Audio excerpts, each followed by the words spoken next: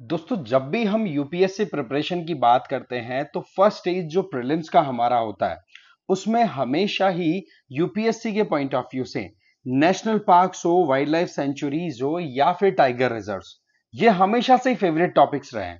ठीक है, तो आज के इस वीडियो से हम स्टार्ट करने वाले हैं नेशनल पार्क्स के बारे में, जिसमें आज हम डिस्कस करेंगे। वो हमारा फोकस रहेगा तमिलनाडु के बारे में, जहां हम जानने की कोशिश करेंगे कि कौन कौन से नेशनल पार्क्स यहां पर लोकेटेड है, क्या वहां पर वाइल्ड लाइफ प्रेजेंट है, किस तरीके से वहां की जो फ्लोरा एंड फोना वो हमारे लिए इंपॉर्टेंट हो जाती है, जिसके चलते हो सकता है हमारे से सीधा क्वेश्चन भी पूछ लिया जाए। या कई बार क्या होता है कि आप जब अपनी तैयारी कर रहे होते हैं तो एग्जाम में आपको डायरेक्टली क्वेश्चन ना पूछ करके आपके पास में जो नॉलेज है उससे डेराइव्ड क्वेश्चन भी पूछा जा सकता है कि भाई आपने कहीं पर रिवर सिस्टम देख लिया, उसके अलावा कहीं पर आपने कुछ एडिशनल चीजें भी देख ली, राइट। तो उनको आप क्लब करके जब आप एनालाइज करते हो तो एक क्वेश्चन का आंसर आप इजीली हैंडल कर पाते हो, क्वेश्चन को इजीली हैंडल कर पाते हो। तो वो जो चीजें है ना, वो ही हमें विद द टाइम हमें सीखनी है। तभी आप देखोगे कि आपको एक जो नॉलेज आपने जो गेन किया है वो कैसे आपका नॉलेज जो है वो एक्टिवली आपकी हेल्प करते करते पैसिवली भी कर जाएगा। ठीक है ना। तो देखो, आगे बढ़ेंगे ना उससे पहले एक तो ये देख लेते हैं कि कहां कहां से कैसे क्वेश्चंस बन पाते हैं। एक तो देखो, ये प्रीवियस ईयर क्वेश्चन की बात करें तो ये दो क्वेश्चंस हैं।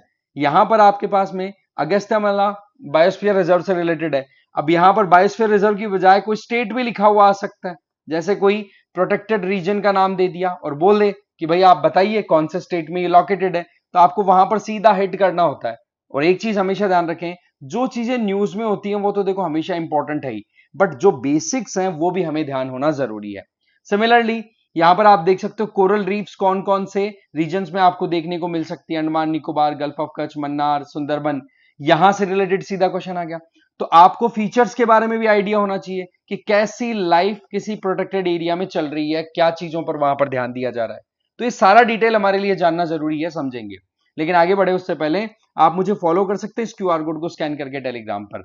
और पीडब्ल्यूएनलीआईएस की तरफ से 2026 जिनका टारगेट है ना, उन लोगों के लिए सृजन रिपीटर्स 2.0 बैच रन कराया जा रहा है, जिसमें प्रीलिम्स, मेंस और इंटरव्यू तीनों की तैयारी कराई जा रही है। इसमें आपको क्या मिलेगा? जीएस की क्लासेस, टेस्ट सीरीज और मेंटरशिप। ज्वाइन करने के लिए आपको क्या करना है? सीधा जाइए पिंड कमेंट में, वहां पर आपको लिंक दिया हुआ है, लिंक पे क्लिक करके आप ज्वाइन कर सकते हैं कोर्स को। फिर भी कोई डाउट हो तो वहीं पर आपको कॉन्टेक्ट नंबर भी मिल जाएगा, वहां पर आप कॉल करके अपने इश्यूज को एड्रेस करवा करके कोर्स ज्वाइन कर सकते हैं। तो इसमें आपको कोई डाउट नहीं रहना चाहिए। सृजन रिपीटर्स 2.0 बैच। अब देखो, हम बात कर लेते हैं, आज का हमारा स्टेट है दैट इज तमिलनाडु। तमिलनाडु के कौन कौन से हमारे पास में नेशनल पार्क्स हैं? तो उनमें हम Guindy, gulf of Mannar marine national park, Anamalai national park, Mukurthi और मुदुमलाई, इस तरीके से हमारे पास में इंपॉर्टेंट नेशनल पार्क से आ जाते हैं। अब इनको हम एक एक करके अच्छे से समझने की कोशिश करेंगे। सबसे पहले शुरू करते हैं गुइंडी से। गुइंडी की अगर बात करें तो ये सबसे इंटरेस्टिंग चीज इसके बारे में क्या है कि ये चेन्नई जो है ना, चेन्नई सिटी, वहां पर लोकेटेड है। मतलब ये देखिए कि ये उन कुछ मुट्ठी भर नेशनल पार्क्स में से एक है जो कि मेट्रोपॉलिटन एरिया में लोकेटेड है। और ये तमिलनाडु की कैपिटल जो चेन्नई है उसके हार्टलैंड एरिया, मतलब बिल्कुल चेन्नई के बीचों बीच आपको ये देखने को मिल जाएगा गोइंडी नेशनल पार्क। ठीक है, ये भारत का 8वां सबसे छोटा नेशनल पार्क है ना। और देखोगे कि इसकी लोकेशन, ये ध्यान रख लेनी, यूनिकनेस है। इस पे बेस्ड आपको घुमा फिरा करके सवाल पूछा जा सकता है कि हाँ भाई सिटी में लोकेटेड है। ठीक है, फिर और इसके अलावा बोला जा सकता है it is one of the last remnant of the tropical dry evergreen forest of Coromandel coast. आप ये देखोगे, ये कोरोमंडल कोस्ट वाला एरिया है। यहां पर ये जो पूरा कोरोमंडल कोस्ट वाला रीजन है, जिसमें आंध्र प्रदेश और ये तमिलनाडु वाला रीजन है, ये मेजरली आ जाता है। तो यहां पर आपसे कोई पूछे कि ट्रॉपिकल ड्राई एवरग्रीन फॉरेस्ट का सदर्न मोस्ट रीजन कौन सा मिलेगा, तो आप उसका सीधा आंसर दे देंगे गोइंडी नेशनल पार्क। इसके नीचे फिर आपको ट्रॉपिकल ड्राई फॉरेस्ट है वो देखने को नहीं मिलेंगे। तो ये दूसरा फीचर हो गया यहां का। इसके अलावा फ्लोरा की बात करें तो यहां पर आपको dry evergreen, tropical dry evergreen forest मिल जाएंगे, स्क्रब मिल जाएंगी, थॉर्नी फॉरेस्ट, कटीले वन मिल जाएंगे। फौना की बात करें तो यहां पर black buck, toddy cat, civet cat, jungle cat, pangolin, pangolin बहुत इंपॉर्टेंट है, याद रख लेना आपको, ठीक है, क्योंकि इसकी बहुत ज्यादा हंटिंग होती है। इसके अलावा हेजहॉग, श्रू, ठीक है, ब्लैक नेप्ड हेयर, ये यहां पर आपको जो नॉर्मली देखने को मिल सकते हैं। इसके अलावा एक इंटरेस्टिंग चीज क्या है कि ये जो मैंने बात बताई आपको कि ये यहां पर आपको ट्रॉपिकल ड्राई एवरग्रीन फॉरेस्ट देखने को मिलते हैं, जो कि कोरोमंडल कोस्ट के तरफ मिलने वाले इस फॉरेस्ट का सदर्न पॉइंट है। यहां पर हम थोड़ा आगे निकल गए, इसको थोड़ा सा अगर इरेज करके एग्जैक्ट लोकेशन तक आए तो ये गोइंडी की लोकेशन यहां पर है। तो यहां तक आपको ये ट्रॉपिकल ड्राई एवरग्रीन फॉरेस्ट मिल जाते हैं। अच्छा, यहां की एक बड़ी इंटरेस्टिंग चीज है कि यहां पर जो साउथ वेस्ट मानसून आता है ना, उसकी वजह से भी रेनफॉल होता है। और अब जैसे जैसे आपको पता है मानसून सीजन जा रहा है, तो ऐसे में मानसून विड्रॉ करता है, तो मानसून की डायरेक्शन हो जाती है नॉर्थ ईस्ट। तो नॉर्थ ईस्ट वाला जो मानसून है, जो बे ऑफ बंगाल से मॉइस्चर लेकर के आएगा, उसकी वजह से भी यहां पर रेनफॉल होता है। तो दोनों की वजह से आपको मोटा मोटा रेनफॉल देखने को मिल जाता है। तो ये हमें थोड़ा सा ध्यान रखना है कि समर और विंटर दोनों मानसून के टाइम पे रेनफॉल गोइंडी में है। तो ये कुछ फीचर्स है, ये हमें बिल्कुल भी नहीं भूलने, ये हमें ध्यान रखने की जरूरत है। ठीक है, चलते हैं नेक्स्ट पे। नेक्स्ट है हमारा मुखुर्ती नेशनल पार्क। देखो, मुखुर्ती की बात करें तो ये नीलगिरी बायोस्फीयर रिजर्व का पार्ट है। एक तो ये ध्यान रखना है, बायोस्फीयर रिजर्व से रिलेटेड प्रीवियसली मैंने कई वीडियोस भी बनाए हैं, और अब की बार फिर से मैं आप लोगों के लिए बनाऊंगा बहुत ही इंटरेस्टिंग मैनर में, जिससे कि आप अच्छे से मेमोराइज कर सको चीजों को। तो नीलगिरी बायोस्फीयर, ये यहाँ पर जो ग्रीन वाला रीजन है, जिसमें राजीव गांधी नेशनल पार्क, बांदीपुर, ये राजीव गांधी नागरहोल वाला रीजन आ गया, ठीक है। इसमें आप देख सकते हैं, आपकी ये देख सकते हैं मुखुर्ती नेशनल पार्क, ये आ गया, ठीक है। ये मतलब तमिलनाडु और केरला बॉर्डर पर लोकेटेड आ गया, ठीक है। तो ये नेशनल पार्क जो है, ये अपने आप में किस स्पीसी के लिए फेमस है, तो उसमें आपको सीधा आंख मीच के जवाब लगा देना, नीलगिरी टार। ये एक तरीके की बकरी है जो कि खड़े पहाड़ों पर भी इजीली सरवाइव कर सकती है, ठीक है। और इनका इंपॉर्टेंट रोल है यहां पर कि ज्यादा वेजिटेशन को ग्रो ना होने दिया जाए। ये एक अपने आप में कीस्टोन स्पीसी है। आपको टाइप्स ऑफ स्पीसीज इनके बारे में भी अच्छे से पता होना चाहिए, जिसमें कीस्टोन स्पीसी का मतलब सिंपल है कि कोई भी इकोसिस्टम में मिलने वाली स्पीसी, चाहे वो कोई भी तरीके का एनिमल हो सकता है, ठीक है, वो प्रेडेटर्स भी हो सकते हैं, वो इकोसिस्टम इंजीनियर्स भी हो सकते हैं, तो उनकी प्रेजेंस अपने आप में उस इकोसिस्टम के लिए, सर्वाइवल के लिए ही इंपॉर्टेंट हो जाती है। और अगर वो स्पीसी गायब हो जाए या उसकी पॉपुलेशन कोलैप्स कर जाए, वो इकोसिस्टम ही कोलैप्स कर जाएगा। तो आप समझ सकते हैं कितनी इंपॉर्टेंट होती है कीस्टोन स्पीसी। इसके लिए आपको सिंपल सी एग्जांपल की बात करूं तो कीस्टोन स्पीसी में नीलगिरी टार का तो हमने पॉइंट ऑलरेडी देख ही लिया है कि इस मुखुर्ती नेशनल पार्क के लिए कितना इंपॉर्टेंट है।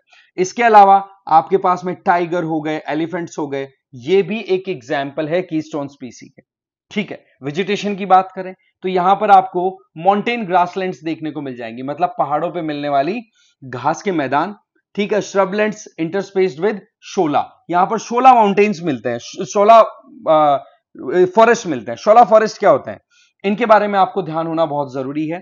दीज आर ट्रॉपिकल माउंटेन, मतलब पहाड़ों में मिलने वाले, ट्रॉपिकल क्लाइमेटिक इकोसिस्टम में मिलने वाले फॉरेस्ट हैं, ठीक है। इसका मतलब क्या, ट्रॉपिकल माउंटेन फॉरेस्ट, ये अपने आप में आपको इंडिया में देखने को मिलते हैं वेस्टर्न घाट्स में। और आपको ध्यान है, ये जो रीजन है इस तरफ, ये वेस्टर्न घाट वाला एरिया ही है, इसी का आप कह सकते हो सदर्न एक्सटेंशन की तरफ जाते हैं तो नीलगिरी बायोस्फीयर आपको देखने को मिलता है, जहां पर ईस्टर्न घाट और वेस्टर्न घाट दोनों मर्ज कर रहे हैं, ठीक है। तो यहां पर ये एवरग्रीन ट्रीज हैं, जो कि मोर और लेस पेड़ यहां पर हो गए, फिर बीच में घास के मैदान, फिर पेड़ हो गए, इस तरीके का सीक्वेंस में ये सर्वाइव करते हैं। फौना की बात करें तो नीलगिरी टार यहां पर मिल जाएगी, ये तो ध्यान है ही। इसके अलावा इंडियन एलिफेंट मिल जाएगा, बंगाल टाइगर, नीलगिरी मार्टिन, और इसके अलावा नीलगिरी लंगूर भी मिल जाएगा। इसके अलावा यहां पर इस इकोसिस्टम को खतरा किससे है, तो देखो इन्वेजिव स्पीसीज, जो लोकल स्पीसीज होती है ना, उनको हम बोलते हैं एंडेमिक स्पीसी, कि हाँ भाई ये तो लोकल है। बट उन एंडेमिक को खतरा किससे होता है, जब बाहर की कोई स्पीसी आ जाए जिसके अंदर आपके आ जाती है कौन सी, इन्वेजिव स्पीसी, जैसे कि वेटल स्पीसी बात कर लो या यूकैलिप्टस, ये इस इकोसिस्टम के लिए बड़ा खतरनाक साबित होते चले जा रही हैं। तो मुखुर्ती नेशनल पार्क के बारे में आपको ये थोड़ा थोड़ा ध्यान रखने की जरूरी है, ठीक है ना, इसमें आपको कोई डाउट होना नहीं चाहिए। इसके अलावा यहां पर अगर हम थोड़ा सा और स्पेसिफिकेशन की बात करें तो इस पर्टिकुलर नेशनल पार्क से होकर के दो इंपॉर्टेंट रिवर्स फ्लो करती हैं, नाम याद रख लेना। एक का नाम तो है पयाकार, पयाकारा, दूसरी रिवर जो फ्लो होती है यहां से वो है कुंदा। कुंडा और पयाकार, ये दोनों रिवर्स फ्लो होती हैं। दोनों की दोनों जाकर के फिर बाद में जो भवानी पूजा, भवानी रिवर है उसमें जाके गिरती है। और भवानी आपको ध्यान होना चाहिए ये कावेरी रिवर का जो पूरा नेटवर्क उसका पार्ट है। तो कुल मिलाकर के ये पयाकार और कुंडा दो रिवर्स का नाम आपको ध्यान रख लेना है जब भी मुखुर्ती नेशनल पार्क की हम थोड़ी सी बात करें। ठीक है, चलते हैं नेक्स्ट पे। नेक्स्ट हमारा आता है gulf of Mannar marine national park. ये देखो, आप देखोगे ना तो इंडिया और श्रीलंका के बीच में ये जो एडम्स ब्रिज के नाम से जो एरिया जाना जाता है उस उसके आसपास के एरिया को हमने डिक्लेयर कर रखा है मन्नार मरीन नेशनल पार्क के तौर पे। इसका ओरिजिन कैसा है? Coral origin. आपको ये ध्यान होगा कि जो कोरल पॉलिप्स हैं वो और एल्गीज वो एक तरीके की सिम्बायोटिक रिलेशनशिप में सर्वाइव करती हैं। कोरल है वो घर बनाती है और वो जब बैक टू बैक एक के बाद में एक कॉलोनी सेटल होती चली जाती है तो कोरल रीफ्स कहलाती है। और एल्गीज हैं वो फूड देने का काम कर देती है इन कोरल पॉलिप्स को। तो इस सिम्बायोटिक रिलेशनशिप के चलते कॉलोनीज डेवलप होती चली जाती हैं, कोलैप्स करती हैं, फिर बनती हैं। तो ये मैकेनिज्म मोरलेस कोरल रीफ बना देता है और उसी आधार पर ये आपको एडम्स ब्रिज जो है वो देखने को मिलता है इंडिया और श्रीलंका के बीच में कनेक्ट, जिसको हम राम सेतु के नाम से भी कई बार बोला करते हैं। ठीक है, एनिमल्स की बात करें तो यहां पर टर्टल्स, सी ककम्बर, ठीक है, Baleno, ग्लाउस, dolphin, sea horse, Wales और सबसे इंपॉर्टेंट डुगोंग। इसको एक तरीके की समुद्री गाय भी बोला जाता है डुगोंग को, क्योंकि ये हर्बीवोरस है। ठीक है, घास फूस सी ग्रासेस खाने का इनका टेंडेंसी होता है। रिवर की बात करें तो इधर आपको देखने को मिलेगा कि एक रिवर फ्लो होकर के आती है तमिलनाडु वाले रीजन से जिसका नाम है तंबरपारणी रिवर, जो कि एक अपने आप में इससे ये जो आपका gulf of Mannar marine national park है इसके दोनों साइड में फ्लो होती हुई दिखेगी। और इकोसिस्टम की बात करें तो कोरल रीफ होती हैं, सी ग्रासेस, मैंग्रोव, मड फ्लैट्स, बीच, आइलैंड, शैलो वाटर्स, ये यहाँ के फीचर्स आपको देखने को मिल जाएंगे। ठीक है, और इसमें जो मैंग्रोव्स हैं, मैंग्रोव्स की अगर स्पेसिफिक आपसे स्पीसी के बारे में कोई पूछे तो आपको बताना है कि यहां पर स्पेसिफिक स्पीसी ऑफ मैंग्रोव जो है वो है राइजोफोरा। एक तो राइजोफोरा स्पीसी दिखेगी और एक है एविशीनिया। ठीक है, एविशीनिया, ये आपको यहां पर मैंग्रोव की दो स्पीसीज देखने को मिल जाएगी। ठीक है, तो ये हमें थोड़ा सा ध्यान रख लेना है। ये गल्फ ऑफ मन्नार वाला एरिया आ गया। और वैसे देखा जाए तो तमिलनाडु के जो आप कह सकते हो कि दो इंपॉर्टेंट डिस्ट्रिक्ट्स या जो रीजन है उनकी बात करें तो इनकी लोकेशन आपकी कहां पर मिल जाएगी? एक तो धनुषकोडी, एक थुत्तुकोडी। ठीक है, ये दो इंपॉर्टेंट यहां पर आपको देखने को मिल जाएंगे। मतलब एक तरीके से ये रीजन है तमिलनाडु के लोकल जहां पर आपको ये देखने को मिल जाएगा। मैं अगेन बता देता हूं, एक तो धनुषकोडी, ठीक है ना, ये क्या होता है कि कई बार आपको ध्यान रखने की जरूरत होती है कि भाई एक्चुअल में कहां पर क्या चीज हमें मिलने वाली है। ठीक है ना, तो धनुषकोडी हो गया और दूसरा आपका आ गया थुट्टू, एक सेकेंड, थुट्टुकुडी, ये आपको नाम याद रख लेना है। ठीक है ना, चलिए जी फिर नेक्स्ट पे चलते हैं। नेक्स्ट हमारा आ गया Mudumalai national park. Mudumalai national park की अगर बात करें तो ये भी अगेन वही बात है, नीलगिरी बायोस्फीयर रिजर्व है। ठीक है, उसी का एक पार्ट है और उसके अंदर ही आप देखोगे कि ये नीलगिरी जो डिस्ट्रिक्ट है उसी में लोकेटेड है तमिलनाडु की। इससे होकर मोयर रिवर फ्लो होती है। मोयर भी कावेरी रिवर है ना, उसकी ट्रिब्यूटरी है। यहां पर एलिफेंट, टाइगर, गौर, लेपर्ड, डियर, वाइल्ड डॉग्स ये देखने को मिल जाएंगे। वेजिटेशन की बात करें तो यहां पर tropical evergreen forest, moist mixed deciduous forest, moist teak forest, dry teak forest, secondary grasslands, इसके अलावा श्रब, स्वैम्प्स ये देखने को भी आपको इजीली मिल जाएंगे। ठीक है, और सबसे इंटरेस्टिंग चीज, ये जो मुदुमलाई नेशनल पार्क है ना, ये कर्नाटका, तमिलनाडु और केरला इसके ट्राई जंक्शन पर लोकेटेड है। ये बड़ी इंटरेस्टिंग चीज है। ठीक है, इसके अलावा आप देख सकते हैं इसकी बाउंड्री किस किस के साथ शेयर होती है तो वो भी आपको याद रखने की जरूरत है। एक तरफ तो जो केरला की जो वायनाड वाइल्ड लाइफ सेंचुरी है उसके साथ में अपनी बॉर्डर बनाता है और दूसरी तरफ जो बांदीपुर टाइगर रिजर्व है उसके साथ में भी अपनी बॉर्डर ये बनाता है। तो ये थोड़ा सा हमें ध्यान रखने की जरूरत है। और यहां पर वेजिटेशन की बात करें तो ये ट्रॉपिकल एवरग्रीन फॉरेस्ट और इनकी बात करें तो यहां पर सेकेंडरी ग्रासेस भी मिलते हैं। सेकेंडरी ग्रासेस में एक इंपॉर्टेंट है दैट इज एलिफेंट ग्रास। ठीक है, एलिफेंट ग्रास आपको यहां पर देखने को मिल जाएगा। तो ये अपने आप में हमारे लिए कुछ इंपॉर्टेंट पॉइंटर्स थे जिनका हमें बिल्कुल भी गड़बड़ नहीं करनी है याद करने में, ठीक है ना। फिर चलते हैं नेक्स्ट पे।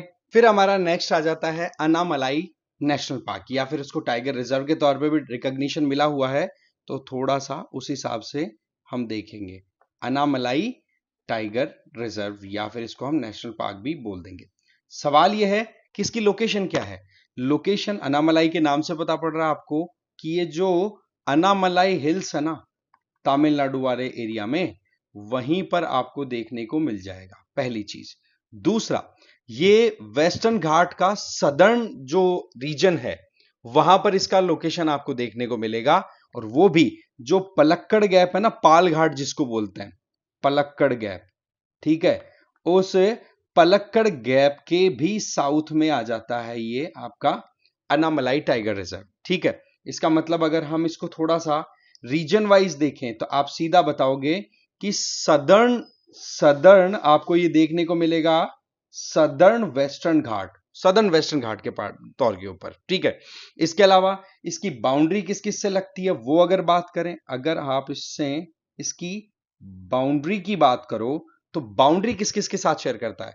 एक तो परम्बिकुलम टाइगर रिजर्व है, आपको याद रख लेना है, परम्बिकुलम टाइगर रिजर्व, ठीक है, उसके साथ अपनी बॉर्डर शेयर करता है ये, जो कि ईस्ट में है। इसके अलावा ये अपनी बॉर्डर शेयर करता है चिन्नार वाइल्ड लाइफ सेंचुरी के साथ में, ठीक है, ये भी आपको ध्यान रख लेना है। इसके अलावा एक और है, दैट इज एराविकुलम, ठीक है, एराविकुलम नेशनल पार्क, वो ये इसके साउथ वेस्ट में लोकेटेड है। तो ये आपको मोटा मोटा याद रख लेना है कि भाई अनामलाई किसके साथ में अपनी बॉर्डर बनाता है, ठीक है। इसके अलावा देखिए तो यहां पर कुछ लोकल कम्युनिटीज भी आपको मिल जाएंगी, ठीक है, याद रखना है, यहां पर कुछ लोकल लोग भी रहते हैं, लोकल कम्युनिटीज भी रहती हैं। उन कम्युनिटीज के नाम थोड़े से याद रखने हैं अपने को, जैसे कि काडार हैं, ठीक है, इसके अलावा मुडुवार हैं, ठीक है, मुडुवार हैं, ठीक है, इसके अलावा मलासार हैं, ठीक है जी। इसके अलावा आपको मलाई मलाई मलासार भी देखने को मिल जाएंगे, ओके। इसके अलावा पुलायार पुलायार भी यहां पर मिल जाएंगे। तो ये आपको नाम याद रख लेने कौन कौन सी यहाँ की लोकल कम्युनिटीज हैं। फिर बात आती है वेजिटेशन की, तो वेजिटेशन में देखो आपको वेट वेट एवरग्रीन फॉरेस्ट देखने को मिल जाएंगे, क्योंकि यहां पर रेनफॉल अच्छा खासा है, ठीक है। वेस्टर्न घाट के भी सदर्न रीजन में तो रेनफॉल की वैसे कमी नहीं है। इसके अलावा एवरग्रीन फॉरेस्ट आपको मिल जाएंगे यहां पर, ठीक है, एवरग्रीन फॉरेस्ट वेट वाले का ये एक्सटेंशन आप मान के चलो। इसके अलावा यहां पर मोइस्ट डिसीड्यूअस, ठीक है, वेजिटेशन देखने को मिल जाएगी, ओके। फोना की अगर बात करें, फोना की बात करें तो आपको यहां पर टाइगर, ठीक है, एनिमल्स की बात करें या फिर फोना, फोना में यहां पर आपको टाइगर देखने को मिलेगा, तभी तो टाइगर रिजर्व बना, क्यों जी। दूसरा, आपको एशियाटिक एलिफेंट्स देखने को मिल जाएंगे, ओके जी। यहां पर सांभर है, सांभर के अलावा यहां पर स्पॉटेड बार्किंग डियर है, जैकल, लेपर्ड, बाकी मोटा मोटा ये ध्यान रख लेना, एशियाटिक एलिफेंट और टाइगर की पॉपुलेशन ठीक ठाक मिल जाती है अनामलाई में। तो कुल मिलाकर के यहां पर हमने टोटल 5 टाइगर रिजर्व्स या फिर कहें 5 मेजरली नेशनल पार्क्स की बात की, जिनमें से कुछ एक टाइगर रिजर्व भी डिक्लेयर हो रखे हैं। तो इनके बारे में आपको थोड़ा ध्यान रखने की जरूरत है, और कोशिश करना कि इसके अलावा एडिशनल आपको इंफॉर्मेशन मिले तो आप उनको नोट डाउन कर लो, कहीं स्टोर करके रख लो, जिससे कि वो आपको हेल्प कर देगा इजीली फिर फर्दर प्रिपरेशन में, ओके। तो इस पर्टिकुलर सेशन में तो इतना ही। Thank you very much.